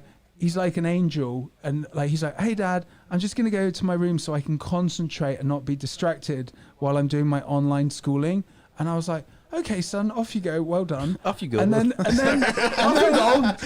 Hey, is it like tea time? every day. Yeah, don't mess with the tea. That's So the big then thing. when we about got the report back at the end of the year, that little devil had missed 53 days of school. And then he went to his room. Dude, he's going to be the greatest salesman the city's ever had. He got good grades, and he went to his room, and he was just straight gaming. But he said he was at Oh school. my God, that's hilarious. But he got great grades. He got okay grades, but the thing is, he was very smart because he's like, I could tell because he knows not to lie to me because I have a lie detector. I can always tell when people are lying. Yeah. It's just this talent I have. And then, we so- got that shirt on. Yeah, No so doubt. Man, I think you're awesome. Am I telling the truth or lying? So then, he goes to me, I don't know, Dad. I think it was the Zoom. I don't know, Dad. I think it was a Zoom. Like a teenage kid doesn't know how to use it, right? Oh, Zoom, internet. But he said it with a smile, I and don't I'm know what to like, tell you. okay, I'm letting this slide. But like, That's funny, dude. but you don't have to. You don't lie to me. Yeah. And he's like, okay, Dad. But Okay, like, Dad. yeah, That's funny. That's funny, pretty man. clever. Yeah, I mean, so I had to bring that up. I want to ask you real quick. Matt gave us an insight of what's going on. What are you going through out there with real estate? You said that you see more properties. What is that about? Did I say I see more properties? You walked in and said, I see more properties coming on the market. Is that what you were talking about? I was talking about because the last couple of times that we've ran the numbers, I think like a month ago it was like 23 or 2,500, and then last week or a week before it was like 3,100. So now we have 3,500. So in that sense, that's what I meant is I see more homes coming on the market, but then I also said that that's still like nothing compared to what should be on the market though. So it's going to take a long way to go 500 every week in increase when you're already a quarter of what you should be. Mm-hmm. I mean, that's still a long ways to go. So in a sense, it's, more are starting to come on the market, I guess. But the question is, do I think it's still just as competitive? Absolutely. For buyers. Absolutely. I don't want to be biased on the show because we're real estate agents. You got you over here as far as I know you. I'm just telling you what I saw, man. What do I know? Well, from a new home perspective, see, because I know you have somebody that is close to you that is in the new home realm. I don't want to give the information like, yeah, everything's great and it's just booming. What's really happening out there? I mean, do you get some kind of some vibe or some things that or somebody's saying to you that says that new homes are increasing? They're still building, but what's happening is the problem is land, right? Buying land to be able to build homes. Isn't it already bought though? I thought it goes to auction. Matt brought this up in our past show about the auction situation. No, that's when land's released from the Bureau of Land Management. Okay. So that's government land that's being sold to. It's being parceled off. It's desert now, BLM land, and then they parcel it off and put it to auction. But even so, to buy that land, get the permits, develop it, takes years, blah blah blah. couple years. That doesn't that's not keeping up for the demand. And make sure that it's utility proof. Absolutely, yeah. That's the biggest thing. problem. So even if you could buy immediate Land. mass amount of land right now, by the time you go through what you need to get it to the point to sell, Because you can buy raw land and it's not compatible to build. Exactly. It's just not. So that's why with some raw land can be, you can have two lots next to each other. One is 30 grand cheaper than the other because one has utilities to it, and the other one doesn't. Let me give you guys a quick scenario. I'm not going to mention names, but there was a big investor with a group of agents that had this investor buy a mountain in Las Vegas or in Henderson. A mountain? A mountain, like a physical mountain. Black Mountain? Which mountain? I don't know. Black Mountain in Henderson. But listen, but it wasn't the right mountain, we'll say, where they could build this whole community and whatever they were meaning to do. They were going to build this on the mountain itself. Yeah, they were going to get rid of the mountain, build this community. Not all mountainsides are created equally. And what it was they paid a lot of money. Yeah. But They couldn't really develop the land. Yeah, they couldn't. There was no way to build it with having the utilities and all the stuff they needed. It just wasn't the right mountain. The way that the terrain was, it's just. And I'm just saying mountain. I'm just using that. As like a hillside or something. Yeah. So you got to be careful with the land you're buying. Is what 100%. So when you're saying land, I mean, because you're doing the insurance, right? The Yes. title insurance. So you're looking at applications to buy land and sell land, or how? No. I'm just curious. How do I know about the land? Yeah, how do you know the inside details and all this? I know somebody that is a builder. Gotcha. And Because she's in the know. That's why. I'm in the know. She's I'm in in the the real know, estate Joe. business. So In the real estate space. I liked it. One So- call, that's all. No. No. Salt. You got me all kidding. messed up. So I was trying to make a point here. Sorry. My ADD. So what is it? The government then not getting things approved quickly, not Well, getting it's not permits about done, that. or It's not necessarily that it's the government. There's certain pieces of land that is not compatible to build for homes. That means it's Right. not ready. It's not. There's certain things. The way that the terrain lays out is just. But what about you guys know? Because you guys go to the south end, right? And I see a bunch of empty lots, like Blue Diamond, all out there. That's all going to get filled in. So like in that, But why isn't in the that? That's the southwest question then. curve, because sometimes they don't want to sell. it takes time for it to happen. Like assemblages have to be made where land has to be made into blocks that's developed. So this is all government, Parcels, right? right? Government Parcels of land. zoning, Basically, applications, government maneuvers intent to to make it use. happen. Yeah. I think for sure, So maybe they should get that like going the instead of southwest. That's a talking whole about other evictions. conversation. Yeah, all now the you're talking about southwest is politicians. filling out. Yeah. Well, I'll tell you this. So my mom, But- my parents. We agree on that one. So I'll tell you this. My parents have a septic. Septic tank? Yes. So When was the last time they drained it? they just did literally. Just kidding. We didn't have to answer. No, but Do they have a leach field? No. No, but what I'm saying is when they bought the land, it wasn't like they couldn't get everything. The city offered water. They have a well. I mean, all these other things because of the land. Yeah. So now, yes, they now where they live, there's builders Developed that came in. around. Yeah. But they still have their own well, their own Right. everything. But to be able to have access to it, it's a lot less. It's still it's a couple grand. It's like 10 grand. Yeah, that's what I'm saying. It's like same thing in Las Vegas where you had a lot of like these horse ranches, or used to be horse ranches next to each other, and these spots where they come in these smaller communities, or even bigger communities. But that's the thing. You could literally have, like, say you have a client and a buyer, and they're looking for a custom home, and they're looking for half acre to an acre custom home, right? So they're going to go to this vacant land that's available. You can literally have 1 acre here and 1 acre here. And this acre is like 30 grand cheaper or 40 grand cheaper than this acre because this one doesn't have utilities connected to it and this one does. Right. To bring those utilities even from the street is tens of thousands, like she's saying. Yeah.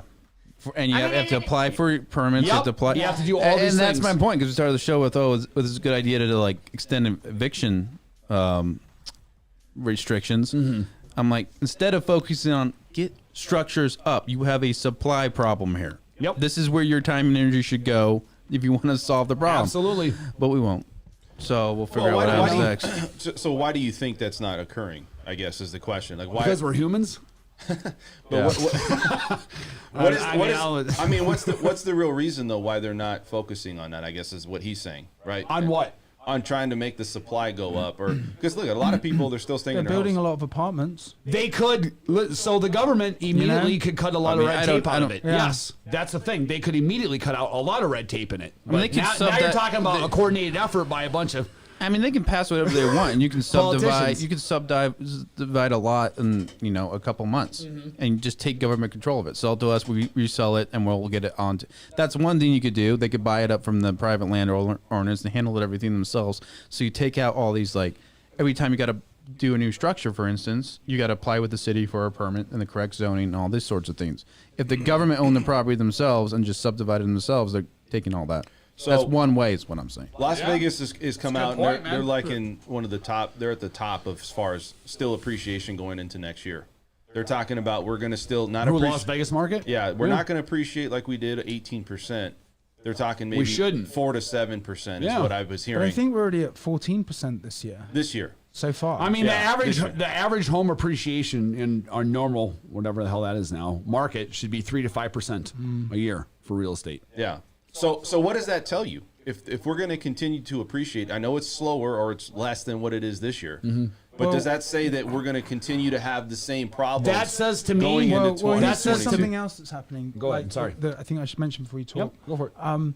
Is that they've increased the money supply by 25%, and that cash is going to Fed, sit. though. Yes, and so that cash has got to like settle into assets unless people are holding it, and that would make sense why perhaps we may be seeing a 25% increase in housing from when they started the cash supply. Does that money all go directly towards the housing? It's in the general economy, it's and it's the floating stimulus around. checks. It's the PPP loans. It's all that. then But that was from last year. That's not going to keep. Yeah, that's what he's saying, But it 25% makes sense that all increase that in a cash year. needs to settle into assets. Gotcha. And if it settles into real estate, then there's 25% more cash to go into real estate that needs to sit somewhere. And maybe the market should go up 25%. Well, like I said, at the end of the makes day, sense. the see what you're main saying. the main Yeah. takeaway all this is like cars, assets, cars, like Yeah. houses. Again, because you're using that to take it has supply to go off. somewhere. The cash You has to take go supply somewhere. off. So Appreciation that backs goes up my up. theory. I think I said last week where I think these prices are the new normal. You don't think they're going to decline? They might level off, but that's still going to be the new normal. Like the prices right now are still going to be what's So- normal and average. With the eviction, I'm not saying I agree, disagree. I'm just okay. what With I'm this being observing. extended, and you're saying this money floating, obviously there's more money out there for people to utilize. Will it have a big impact here in Vegas to open up properties? Because I think the big question is what's going to. it always will, man. Well, so when is that gonna start to happen? You think? I mean, there's so many things involved. I mean, really, it's going to come down to the government's involvement or not involvement. Yeah, but I'm saying people. It's going to wanna know. happen when there's more homes on the market What do you think, Matt? and When do you interest think rates that's gonna go happen? up. So that's what my prediction is. Mine Rates will too. go up. Rates is the mechanism to cool stuff down. Correct. Yes, but or accelerate too. Yeah, but because to if you cool it down lower is to them- increase the rates. Right. That would be, and so my neighbor said to me, we were talking last night, and he's like, another thing to consider is that, people are going to have to get used to paying $150 to fill up their truck instead of, I used to pay like 60 or 70. Now I pay about 90, 95. And then groceries, a friend of mine, she went to the grocery store last night and she spent like $300. And she was like, she's like, I can't believe I spent $300. But like, cost of living is going to go up as well. You're aside not from going to be real able to have a estate. family. I mean, so like a it's big going to get family, right? expensive. It's going to get expensive all the way around. Everything. And, we sit here because obviously we're in real estate lending and escrow and all that. But at the end of the day, everything is going up. Yeah. Not just homes. No, it already is. Cars. Yeah, it is. And it's not- going to keep going. My mindset is, well, that's going to suck and it's going to be more expensive to live. But I owe myself to like sell more homes and make more money than what the increase in inflation is, like on like the cost of living, and also to find myself a rich sugar mama. With that voice. Goals. Hashtag goals. No, American dream goals. I just want to climb up the totem pole. Yeah. I know. That's why you got to go. You know where you can find that is the Spearmint Rhino. I don't think so.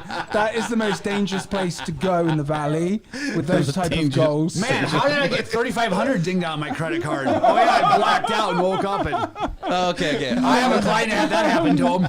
His wife wasn't too happy, dude.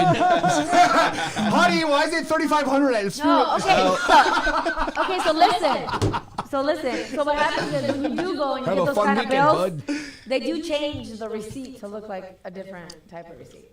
Yes. I got a story. Yeah, well, she did a little homework. I got a story.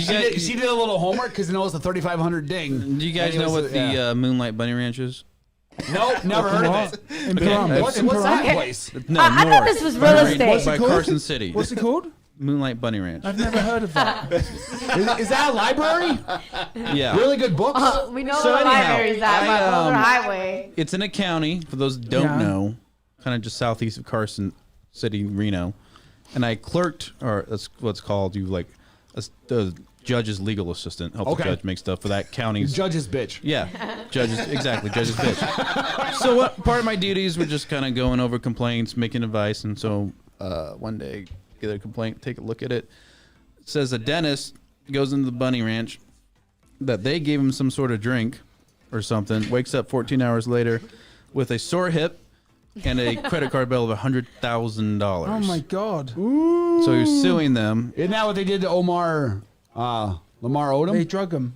Yeah, so he was claiming they drugged him. And so they sued him. They said no. I'm like, man, we got to get you a trial on this. I'd like to see some description of the witnesses. Just get your name behind that trial. That'll go public. Going on right now. Well, it's like this: you lost $100,000, but then your hip's sore too. Yeah, the hips. I didn't know that. Supposedly they did the same thing to Lamar Odom, dude. Like it was like $75,000 to each girl, and he wasn't even in the room with the girls. His hip was sore too.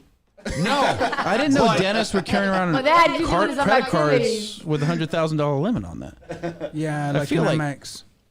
Don't do that when you go to the Spearmint Rhino. I feel don't like have you the should limit. never bring your credit card into the. Maybe somebody can prepay. I don't know. Hey, I'm gonna be honest. If you're that dumb as a guy, you're just dumb. Like, I'll be honest with you. I don't feel bad for him. No, I agree. I feel bad about the hip. Believe me, I think he'll be the one to tell you lesson learned. All right. All right, let's get back to adult stuff. Anything else? I mean, it is adult stuff. Stay out of the strip club listen. if you're dumb. I feel this housing market is still the same. Nothing different, right? Yeah. But we're trying to see, is there signs that's showing that, because I think it's going to change everybody's life if inventory starts to open up. Even at rates at 5%, you go back to 2018. That's high. People were still buying. Yeah. It didn't drop it. So I'm curious to say, well, if everybody's saying rates, I feel that that's going to happen, but I also think that, well, look at 2018. The confidence was still there. I think it actually pushed people into buying too in some areas because they're like, oh, this is the point where rates are really going to start to go back to 10%. Yeah. So I better get mine before I lose on it. Little did we know it went to 5% and it came back down. So I don't know. It's kind of interesting to see what's going to happen. I hope not either. I think, obviously it's a good time to refinance. I know like I said, rates have dropped a little bit because of what's going on with COVID. What is a rate? I'm just curious. It's usually right now it's about high twos. So you know what, Dan? Let's talk about that just for one quick second. We're always talking about, do we think the housing market is going to go up? All that stuff. What about rates? I mean, what's your feeling on rates going up? Because that's really what's going to make a huge difference, dude. Let's be honest. I don't think rates are going to go up significantly. I don't think we can sustain it. And I think that if we do, You don't think they're going to go up? I do, as far as, yes, they might creep up, but they're not going to just. The only time that they're going to raise rates is if inflation really gets out of whack. So then we just talk. Sorry, go ahead. No, did we just talk about like this inflation seems to be a real problem? No, it is. And the Fed has one solution to that, and that's raise rates. Just print more money. Yeah. So the blend to that is don't back it by anything, but yeah, I agree. I agree with what you're saying, and I agree. That's a good point. Right. Inflation is a problem. To give people a point of reference, how much would be the difference in, say, a rate jumping up 1%? On a $400,000 loan? That's a good question. I don't think on that a 1% because the loan's $400,000. Okay, let's say 2%. Let's say 2%. So what's no? I would even say a half a point, full Is point. it $100 per 100,000 you borrow? Yeah, but again, it depends on the loan amount too. Okay. Like it also depends what on you're what's doing down and credit score. All this other. So yes, it's a good rule of thumb to start with. Okay, but it's not the final say. Sure, right? Just a generality. Yeah, but I think it makes a bigger impact in today's market. And you brought up a good point that if rates go up, you got a $500,000 or $600,000 home. If you have an eighth or a quarter of a point jump, that could be a difference of $100 to $150. Well, right? I guess. Well, no one has a crystal ball, but you see, there's a ton of spending going on a hot market. Okay, and if it does become a problem, the Fed's going to act overnight. And you talk about 1%. I mean, they'll go up to 5, 8, 10 if they have to. Yeah. In the 90s, the same $400,000 loan you're talking about carried an 8, 9% interest rate. Yep. It's insane, right? Because it's 2 today. Look, everybody knows that rates have been low. The problem is it's the new norm. How long has it been since rates were over 5%? Even though we said in 2018 it was over a little bit. So let's go back to your scenario. Say someone has a $700,000 loan. If rates went up, say 1.5%. I mean that's just. What's the difference in a payment? That's a huge difference. That's probably Like how much? $300 difference. Okay. Yeah, I mean, because it's the loan size. Well, you know? I don't think that's going to make that much of a difference. What's other a than jumbo? mentality-wise, because $300 a month more isn't someone buying a $700,000 house. It's not going to. Here's the difference: because you've been around and you've seen rates higher and up. All of us have, for the most part. We haven't seen a change like that, right? We've only seen a change come down and stay here. I mean, it's been here since 2010. Because here's what happens: it goes up maybe a quarter. Everyone freaks out, says the world's coming to an end, and then a month later they realize nothing's really changed on their payment, and then they go back to. Well, it comes down to inflation. the Fed is manipulating inflation through the Fed's fund rate by raising it and decreasing it. Right now, it's 0. There's only 2 ways to take care of inflation from a macro perspective: higher interest rates, higher taxes.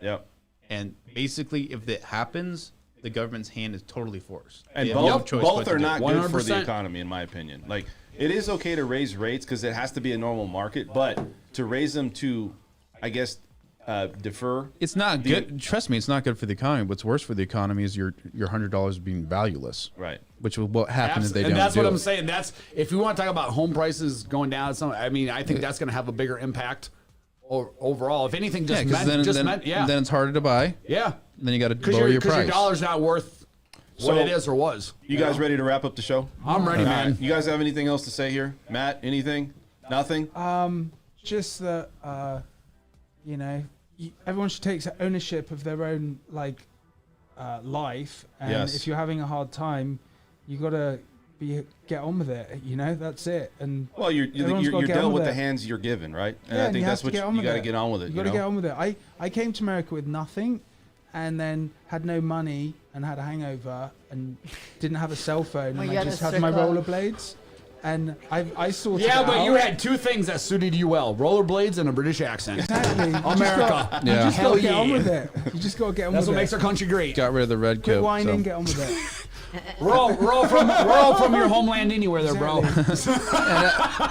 And I'll just say really quick, Dan, no, I do have my own law firm, Dragon Law Group. We're doing a estate planning special this month, free consultation for an hour. And hey, what's your website? DragonLawGroup.com. Uncertain times, great times to get asset protection. How's Baby Dragon doing? He is just breathing fire. No, he's good. And I can give a quick shout out to Joe, which is I've met and worked with and relations with a lot of different attorneys, and Joe's as good as they come. I appreciate that, Brett. Law-wise and just honest and moral and just a great hard worker. So if you guys are doing real estate, do you? If I ever need a lawyer again. Right. No offense if I don't say on it. When you need a lawyer again. I mean, when I need another one. What about you, Brett? What do you got to say, man? Anything? No, man, just keep on living. And anything about Bitcoin, real quick? You got 30 seconds. Yeah, Bitcoin, man. We're of course. No, what's that? Bitcoin? 58. I really don't have any thoughts on it. So to wrap that up, we're kicking into our second bull run. We're about ready to go up above 100 grand, baby. Gonna be a couple months by the end of the year, but that's my prediction. Hold me to it. I'll just let it go. We can talk about Keynesian. We'll have a whole Keynesian theory. We'll have a whole series. We'll put a whole series. I just watched an hour-and-a-half video on Keynesian and Bitcoin on YouTube. We'll send it to you. All right, send me up. We'll have a whole series. You're probably not going to look at it because I don't have an hour-and-a-half for shit I don't care about. I put it in the background. You know? It's wild right now. Yeah. Like 70s. He said, "What is Bitcoin?" Shitcoin. Oh wow. I love it. I love it. Esmeralda, anything? Hey, if you need any information about real estate investments, please see us again. Yeah. Anything about what's going on with you? You got anything going on this weekend? You gonna go back to the place? She's to drink? getting away from back us, to that dude. golf course to drink. Whack some balls No. off the carpet.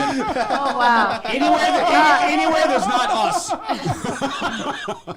All right, guys, this is Dan French. Thank you guys for tuning in. If you haven't hit that like button, please hit it. Subscribe to the channel. Help us grow the channel. We need support. We're all here to help you guys and give you guys that content that's needed. We'll be back here on Tuesday. Thank you for tuning in. We'll see you then. Buy Bitcoin. Bye. You know I was gonna get that. Thank you for watching an episode of the French Workbench Podcast. If you want to tune into past episodes, please subscribe to my channel now. Also, if you want to look at our audio-only options, we do have iTunes and SoundCloud.